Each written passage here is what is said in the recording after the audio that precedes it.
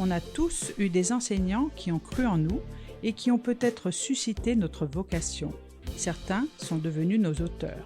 Bienvenue dans le podcast Vocation Auteur, le podcast qui donne la parole à des enseignants qui ont choisi de transmettre leur pédagogie à travers nos manuels. Quel est leur parcours? Qu'est-ce qui les anime? Retrouvez chaque mois l'interview d'un auteur qui vous donnera peut-être l'envie d'en être un. Bonjour à tous et voici le 19e épisode du podcast Vocation Auteur, le podcast qui donne la parole à nos enseignants auteurs. Aujourd'hui, j'ai le plaisir d'accueillir Aurélie Gourmelon.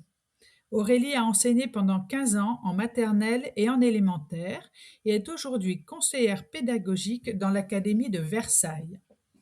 Aurélie va nous parler d'EVAR, ou éducation à la vie affective et relationnelle, un enseignement transversal au champ large, parfois à la croisée de l'EMC, qui permet de faire de la prévention contre tout type de violence sexuelle, mais aussi d'aborder des notions de sexisme, de stéréotypes de genre, de consentement et bien d'autres encore. Et pour commencer, écoutons la chanson qu'elle a choisie pour introduire ce podcast.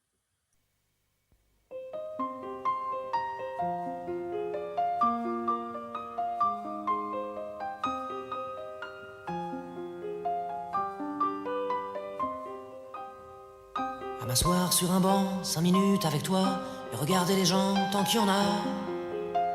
Te parler du bon temps qui est mort ou qui reviendra, en serrant dans ma main tes petits doigts. Puis donner à bouffer à des pigeons idiots, leur filer des coups de pied pour de faux. Et entendre ton rire qui lézarde les murs, qui sait surtout guérir mes blessures.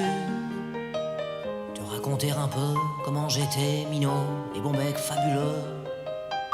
Compliqué chez le marchand, car en sac et minto, caramel à 1 franc, et les Mistral gagnants. À marcher sous la pluie, 5 minutes avec toi, et regarder la vie tant qu'il y en... Alors bonjour Aurélie. Bonjour. Tu as choisi d'introduire ce podcast par la très belle chanson Mistral gagnant de Renaud. Alors peux-tu nous dire pourquoi tu as choisi cette chanson? Oui, parce que alors Renaud est un chanteur que j'apprécie particulièrement, un poète, je le qualifierais ainsi. Mais surtout, Mistral gagnant, c'est une chanson sur la transmission, c'est une chanson sur, le regard, d'un père sur son enfant, le regard d'un père qui voit son enfant grandir et ça me parle beaucoup, ce regard, bienveillant, attendrissant, sur cet enfant qui évolue, qui s'autorise, qui devient autonome. Voilà, tout ça me parle beaucoup au regard du sujet de l'EVAR. Bien entendu. Alors pour revenir un petit peu en arrière, Aurélie, est-ce que tu peux nous dire quel élève tu étais et si tu as eu tout de suite une vocation d'enseignante et de conseillère pédagogique ou pas, et nous décrire un petit peu rapidement ton parcours? Alors, moi j'étais une élève, sérieuse, une élève sage, voilà, je pense que les enseignants étaient contents de m'avoir dans la classe, je ne dérangeais pas. Malgré tout, j'étais une élève qui avait besoin de travailler pour réussir. J'étais pas non plus une élève, Ça se faisait pas tout seul. donc voilà, ça se faisait pas tout seul. Et du coup, si j'aimais beaucoup l'école pour les copains et copines, c'était pas forcément, l'avenir, que j'imaginais. Moi, je m'imaginais plutôt avocate, parce que j'avais un petit côté Ah aussi, d'accord, rebelle et défenseuse de la veuve et de l'orphelin. d'accord. Et puis voilà, les choses ont changé. J'ai malgré tout, aussi un vrai engagement, Oui. pour le service public et le fait de donner à chacun les mêmes chances. Ce qui va un peu avec mon côté, rebelle et vouloir Oui, défendre, les plus, les gens dans le besoin. Et puis, et voilà, en fait, de fil en aiguille, enfin voilà, mon parcours, universitaire serait un peu compliqué, et un peu long, Mais voilà, je suis arrivée dans l'enseignement et j'y ai trouvé une liberté de parole qui m'a convenu, dans Convenu. laquelle j'ai pu m'épanouir. Donc je m'y sens très bien maintenant. D'accord. Et donc, quand tu étais avec tes élèves en classe, quelles étaient les valeurs que tu souhaitais leur transmettre dans ton enseignement? Est-ce que tu peux nous donner 2 ou 3 clés à transmettre aux élèves dans leur vie? Oui, je me suis toujours attachée, dans la façon de construire mes cours à faire réfléchir les élèves. On parle beaucoup de Oui, transmission, c'est vrai, on transmet des savoirs, mais pour qu'ils soient, bien reçus et bien intégrés, il faut faire réfléchir les élèves. Il suffit pas de dire pour qu'ils comprennent et que ce soit intégré. tout à fait. Mmh. Donc vraiment cette idée de les faire réfléchir pour les faire devenir autonomes. Il y a aussi encore une fois cette question de l'autonomie qui est importante pour moi, qu'ils soient autonomes dans leurs décisions, qu'ils soient autonomes dans leurs réflexions. Et du coup, en fait, tout ça est une suite logique qu'ils acquièrent un esprit critique. Donc je les ai aussi j'ai souvent eu des petits moments, des projets qui permettaient de mettre les élèves face à des situations qui les obligeaient à réfléchir et à avoir un esprit critique face aux situations. C'était quoi comme Ce- projet, par exemple? Par exemple, une fois, je leur ai fait signer une pétition contre l'eau, mais sans leur dire qu'ils signaient une pétition contre l'eau. Il y avait un mot très scientifique avec tous les effets néfastes de l'eau, à savoir Mmh. s'ils ont une consommation excessive, ils peuvent être malades. S'il y en a trop autour d'eux, ils peuvent se noyer. Enfin, voilà. Donc le document, qui n'était pas de moi, hein, était très bien fait. Mmh. Et on a vraiment pris le temps de tout bien lire et de détailler. Après, je leur ai demandé ce qu'ils en pensaient et que s'ils voulaient signer la pétition, ils pouvaient la signer. Et une fois qu'on avait fait tout ce travail-là, on a repris tout le texte, on a tout décortiqué et je Mmh. leur ai fait comprendre qu'ils avaient signé une pétition contre l'eau. Et Voilà, alors? donc ça les a bien fait rigoler. Oui, Ils se sont rendus compte que quand même ça demandait vraiment de réfléchir avant de signer un papier. et oui, c'est important Et ça après, ils se quand sont même, amusés à le oui. faire avec leurs parents. D'accord, Et bon, quelques parents ont signé. d'accord, pas tous, Pas quelques-uns tous, pas seulement. tous. D'accord. Bon, et alors, donc, le sujet dont on va parler, donc, tu as contribué, tu as fait partie du groupe sur les nouveaux programmes EVAR en primaire et en collège. Alors, qu'est-ce qui se cache derrière le mot EVAR? Est-ce que tu peux nous en parler un petit peu plus? Hem, alors je dirais 2 choses. Les VAR, c'est avant tout, un objectif de protection de l'enfance. Oui, C'est vraiment nécessaire que les enfants aient la connaissance, de leur corps, la connaissance, de leurs droits, qu'ils soient en capacité, si ce n'est de se défendre parce que, ils sont pas responsables de ce qui leur arrive, mais au moins de pouvoir signaler et de savoir à qui signaler. Donc ça, c'est un des éléments qui me semble essentiel. Et après, je dirais au sens plus large, j'ai l'habitude de dire en formation, les VAR, c'est la vie. Parce qu'en fait, il n'y a pas un seul instant dans notre vie qui n'est pas traversé par une notion des VAR. À bien partir du sûr, moment où on prend une décision, il y a la question du consentement qui se joue. À partir du moment où on est dans une relation à l'autre, il y a les questions de consentement, d'intimité, oui, c'est au quotidien d'épanouissement. finalement. Voilà, c'est Oui, du quotidien. oui, Donc voilà, c'est très, très large et en même temps, c'est vraiment très nécessaire. oui. Et donc, tu as fait partie du GEPP, qui est donc Ouais. le groupement d'élaboration des projets de programme de l'éducation à la sexualité. Donc, qu'est-ce qu'il en est ressorti des réflexions dans ce groupe? Alors ce qu'il en est ressorti, c'est un projet de programme Oui, qui a été après, lu, relu, validé, par, les instances, enfin qui a suivi le même parcours que oui, tous les programmes. Moi, je dirais que ce que j'en ai ressorti, c'est vraiment une richesse. Jusque-là, la connaissance que j'avais des programmes, c'était la connaissance de l'enseignante qui lit les programmes une fois Oui, qu'ils sont écrits et qu'il faut les appliquer.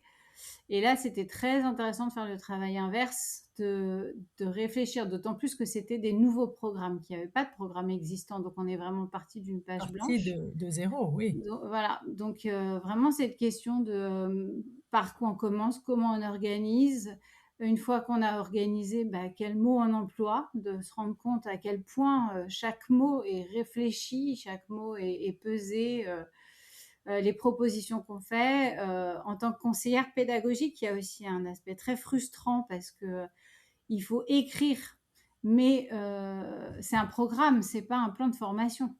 Tout Euh, à fait. et Mhm. on aurait envie de dire, bah, on va leur dire de faire ça, puis on va leur expliquer comment. Mais bon, D'accord, oui. sinon les programmes vont faire 500 pages, ça devient, ça devient illisible. Donc ça a été un peu, oui, un peu frustrant. Mais par contre, de travailler en interdegré, de partager que le premier degré et le second degré et de Oui, s'échanger, d'avoir une lecture et un regard sur l'un sur l'autre, ça permet d'avoir des points de vue différents, ça permet d'avoir du recul aussi, d'avoir une continuité. Et puis aussi en interdisciplinarité, puisqu'on n'était pas que des enseignants ou conseillers pédagogiques. Il y avait alors des UN, bien sûr, mais on est dans le même, plutôt dans le même corps, je dirais, enfin dans la même discipline, mhm. mais aussi des spécialistes dans le second degré, avec plutôt de la philo, plutôt de la bio, mais aussi des infirmières, aussi une sociologue. Voilà, enfin, c'était Oui, très des diversifié et participants ça, très c'était différents. vraiment intéressant d'avoir tous Mhm. ces points de vue très, très variés. Alors, quels sont les conseils que tu donnerais aux enseignants en tant que conseillère pédagogique aussi sur les VAR? Comment Euh, tu fais dans tes formations? Qu'est-ce que tu leur dis pour les rassurer, les enseignants? Alors, la première chose que je leur dis, j'aime bien prendre le tableau qui est au début des programmes où il y a les grandes questions avant de rentrer dans les détails. Là, ce Mhm. tableau où vous avez trois colonnes et une par niveau. Et je leur dis, bon, bah, on va commencer par prendre ça et on va entourer tout ce qu'on fait déjà dans la classe. C'est ça, oui. Voilà, se rendre Mhm. compte que déjà, il y a beaucoup de choses de faites. Mhm. Et donc, le premier conseil à ce moment-là, c'est bon, bah, maintenant que vous savez ce que vous faites, déjà, c'est de l'expliciter. Parce que s'ils n'en ont pas conscience, c'est parce qu'ils ne l'explicitent pas forcément. Et donc, de pouvoir dire aux élèves, vous voyez, à ce moment-là, on est en train d'apprendre ça, on est en train de réfléchir à ça. Ça, c'est la première chose. Après, la deuxième chose, les séances, ils savent faire. Les enseignants, c'est leur Oui. métier de construire des Mhm. séances. Donc, pour ça, ils n'ont pas tellement besoin de moi. Ils sont très créatifs, ils ont plein d'idées. Mais par contre, c'est vraiment, c'est là-dessus que j'axe beaucoup mes formations, c'est plutôt sur les enjeux. Avoir une connaissance fine des enjeux de chaque notion. Pourquoi être au point sur cette notion-là, c'est important pour l'enfant. Qu'est-ce que ça engendre? Et du coup, quand on a ça en tête, ça permet aussi de changer sa posture d'enseignant, dans sa façon de répondre aux élèves, dans le langage qu'on va employer avec les élèves. Voilà, donc ça permet après, nous, en tant qu'adultes, d'évoluer et de pratiquer autrement. Oui. Les sujets, quels sont les sujets qui sont traités dans le cadre de l'EVAR? Alors, il y en a un certain nombre, Oui, les principaux. voilà, mais je dirais que les plus grands, Oui, sur le premier degré, hein, j'insiste bien, oui, parce on parle qu'après, du sur premier le second degré, degré, là, il y en oui. a d'autres, mais les secrets, les adultes de confiance, le consentement, les droits de l'enfant, l'intimité. Voilà, ça c'est l'essentiel et après il y a quelques sujets annexes, qui sont malgré tout très importants, mais faire la différence entre aider et participer, Oui, entre dénoncer et signaler, entre l'autorité et la domination. Voilà, et c'est là où on voit tous les liens aussi qu'on peut faire avec le MC, parce que c'est aussi des notions tout à qui fait. Mm. apparaissent dans les relations déjà entre les enfants, dans les relations d'amitié. Eh oui. Mhm. Alors la question que posent souvent les enseignants, c'est comment l'organiser dans la classe, parce qu'il n'y a pas d'heure dédiée. Qu'est-ce que vous Oui, répondez à cette question? ouais. Oui, alors oui, oui, j'y réponds. Alors, bah, il y a une première chose, c'est que c'est un programme qui a été fait en parallèle des programmes de MC avec des sujets communs et avec les Mmh. programmes de sciences aussi, si je prends la Oui. reproduction par exemple. Mmh. Donc ça fait déjà des heures qui existent. Le MC et les sciences ont des heures dédiées. D'accord. Donc ça fait une partie, une infime partie, mais ça en fait partie quand même. Et après, vraiment le secret, c'est la transversalité. C'est la C'est, transversalité, oui. voilà, Mmh. c'est d'utiliser l'ensemble des disciplines pour Mmh. justement tirer ces fils et revenir, comme je disais tout à l'heure, à l'explicitation. C'est d'utiliser un album de littérature de jeunesse pendant le cours de français et de tirer des fils autour des stéréotypes, autour des réactions des personnages, des émotions des personnages. Ça va être en EPS, la manière dont on constitue les équipes et le bilan de ce qui s'est fait, comment on aurait pu jouer autrement. Et donc là aussi, on met en avant la solidarité, l'empathie et l'égalité filles-garçons. Voilà, enfin, je pourrais vous donner des exemples Oui, dans oui, beaucoup il y de en a. disciplines, mais voilà. D'accord. Et Et quelques séances oui, dédiées quand même, bien sûr, pour que les sujets soient bien posés, tout à malgré fait. tout. Et comment, qu'est-ce que tu leur donnes, Aurélie, comme conseil pour communiquer auprès des parents sur ces sujets? Ils Alors, sont sensibles souvent. ouais, alors, bah, les conseils que je vais donner, c'est ceux que les programmes donnent, hein, c'est d'être transparent à la rentrée et à la réunion de rentrée pour dire qu'il y aura des var de Fed. Il y a un flyer qui est très bien fait par l'éducation nationale qu'on peut Mmh. distribuer aux parents à la rentrée, où il y a l'essentiel des sujets du cycle qui vont être abordés. Et après, c'est vraiment de se dire que les parents se posent beaucoup de questions, que l'actualité ne facilite pas depuis un certain temps, C'est et sûr. j'irais même bien avant toutes ces situations qu'on a pu rencontrer avec les questions du périscolaire, mais déjà sur les fantasmes qu'on pouvait poser sur les VAR déjà avant.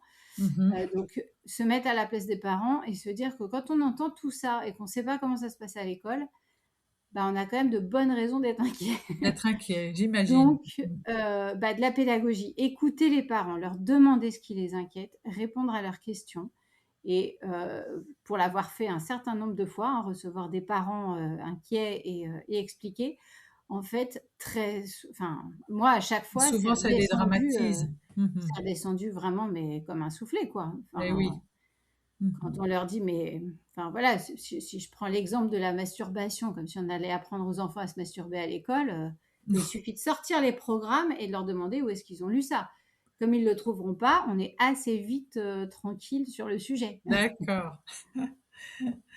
Alors donc, tu es l'auteur chez Hachette du livre «Enseigner l'éducation à la vie affective et relationnelle» qui va de la petite section au CM2, Mhm. et qui est paru dans la collection «Pratiquer autrement». Est-ce que tu peux nous parler un petit peu de ce projet?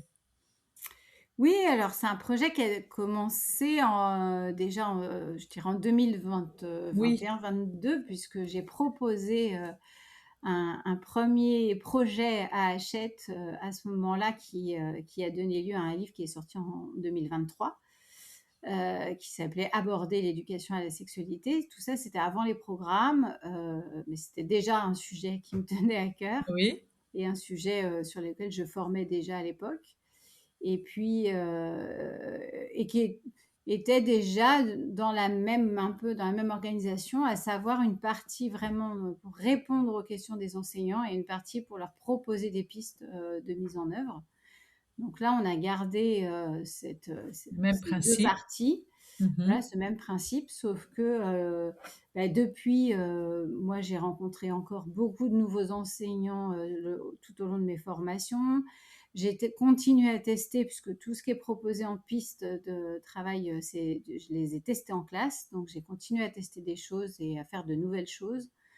Et puis, tout a été remis au goût du jour avec les Oui, programmes. avec les programmes, oui. Donc voilà, pour que ce soit conforme au programme, mais voilà, ils trouveront vraiment les réponses à leurs questions autant sur la communication avec les parents que sur les questions qu'ils se posent eux-mêmes vis-à-vis de la classe, la façon de répondre aux élèves, et puis des propositions de mise en œuvre qui sont à compléter avec les documents d'accompagnement ministériels. Oui, ok. Alors, pour conclure ce podcast, je t'avais posé la question de ton livre préféré et de pourquoi tu l'as choisi. Ouais. Alors, Alors, j'ai choisi Les 4 filles du docteur March. oui, c'est bien. Ouais. Et là, ça boucle un peu la boucle du début, toujours sur cet esprit rebelle. Voilà, j'étais très admirative de Jo, cette fille autonome et qui veut vivre sa vie. Je pense que ça a été un modèle pour moi à l'adolescence. Un beau modèle. Voilà. Voilà, et puis oui, c'est ça, c'est l'essentiel et c'est un livre, encore une fois dans la transmission, c'est un livre que j'aurais voulu que ma fille lise et bah, voilà, bon, c'est un petit échec pour moi, je lui ai transmis trop tôt, comme Donc, quoi elle aura peut-être envie de le lire plus tard, qui sait? voilà, c'est Bon, ça. Mais c'est je pense jamais, qu'il faut attendre jamais 15 ans et perdu. je lui ai donné à 12 et elle n'était pas du tout dans le C'était même, peut-être un peu jeune. Oui. c'est ça, ouais. Alors, et quelle est ta citation préférée, Aurélie? Alors, ma citation préférée, c'est Maria Montessori, Oui, dont je me suis beaucoup inspirée, dans sa pratique pédagogique puisque moi, quand j'étais en classe, je travaillais beaucoup, selon ce principe des ateliers autonomes et oui, il y a des mots qui reviennent quand même beaucoup, hein. oui. Atelier autonome. C'est ça, et en fait, l'une des phrases de Maria Montessori, c'est: «Aide-moi à faire seule». Et c'est vraiment ça. Pour moi, les VAR aussi, c'est les aider à pouvoir être autonomes, à prendre des décisions, donc à pouvoir vivre seul. Mais pour ça, faut être accompagné. Voilà. Bien sûr. Alors, pour conclure ce podcast, quel message souhaiterais-tu adresser à tes collègues enseignants? Euh, Quel message je voudrais leur adresser? Vous faites déjà plein de choses. Oui, les encourager. Mhm. Ouais, voilà, vous faites déjà plein de choses, vous savez faire plein de choses, vous avez plein d'idées. N'ayez pas peur. Nous aussi, hein, les enseignants, on est un peu influencés par ce qui se dit dans les médias et du coup, on a des craintes qui, au final, quand on le fait, les enfants, ils attendent que ça. Ils ont envie de parler de tout ça. Ils Bien ont des sûr. questions. Mhm. Ça crée un lien de confiance aussi avec les enfants de faire de l'EVAR parce qu'ils voient qu'ils ont un adulte en face d'eux qui est prêt à les écouter et Et prêt à répondre à répondre leurs à leurs questions. inquiétudes. Mhm. Voilà.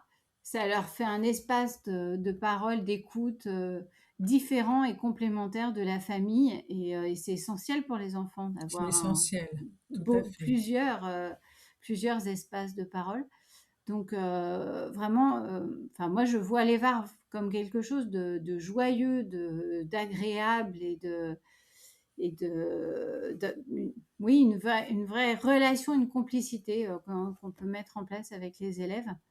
Donc allez-y, lancez-vous et en fait vous verrez que bah, les craintes elles tombent très vite. Voilà, moi un exemple que je peux vous donner, je pense qui peut illustrer ce que je viens de dire, c'est que une fois, je suis allée dans une école, j'ai fait dans la matinée 4 classes, 4 séances Oui, différentes dans chacune de ces classes. Et 4 fois, j'ai eu la même réaction des enseignantes qui m'ont dit: «Ah, mais en fait, c'est facile, mais moi, je peux le faire, ça.» Voilà.